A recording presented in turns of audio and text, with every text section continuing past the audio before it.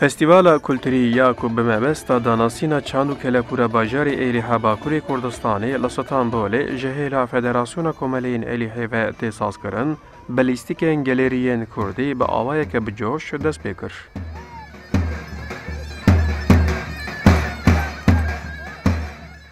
Serokê Federasyona Komeleyên Êlihê balkişand ser hejmara hembajariyên xwe yên li Stenbolê ku bi qasî nüfusa li Batmanê ye û amaje kir armanca wan li hevcivandina Kurdên li vî bajarî û pêşketina geştguzariya Êlihê ye.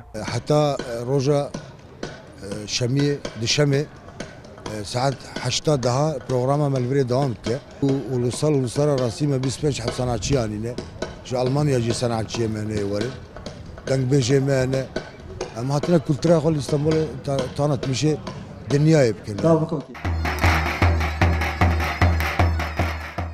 Di festivalê de bala beşdaran zêdetir li ser lîstikên geleriyên Kurdan bû ku kesên deng û awazên Kurdî dibihîstin, berê xwe didan ciyê lîstikê û bi dîmenên rengîn dilxweş bûn.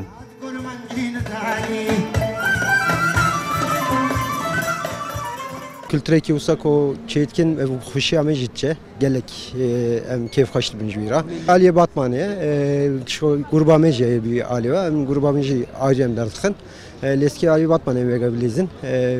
Goriya wî işte jî xebatekî bi xêr inşallah çêbe tê derê ortaya. Müzisyen ji Batmanê 12 hep hatine. Enstrüman ekul aleta didin. Em ê Albanê din, em ê bilêzin. Mesela Delilo govenda alê me heye govend ê bikin. Berhemên xwemalîyên wek basteq, benî, penêr, hingevên ji navçeyên bajarê Êlihê tew li ser standên cuda hatine raxistin, bi tehmên xwe bala beşdaran jî kişand. Batman'ın sesi çok güzel.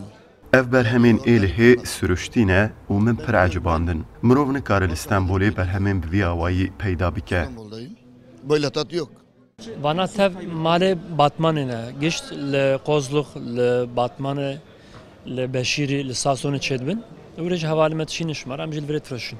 Hunera memleket daha baştir tê naskirin. Milletê yabancî tên dipirsin, baş yanî. Ji bonî naskirina memleket baş yanî.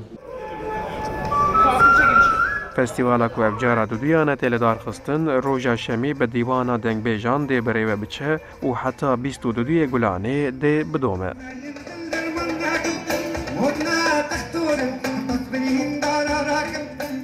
Ercan Dağ, Kurdistan 24, Stenbol.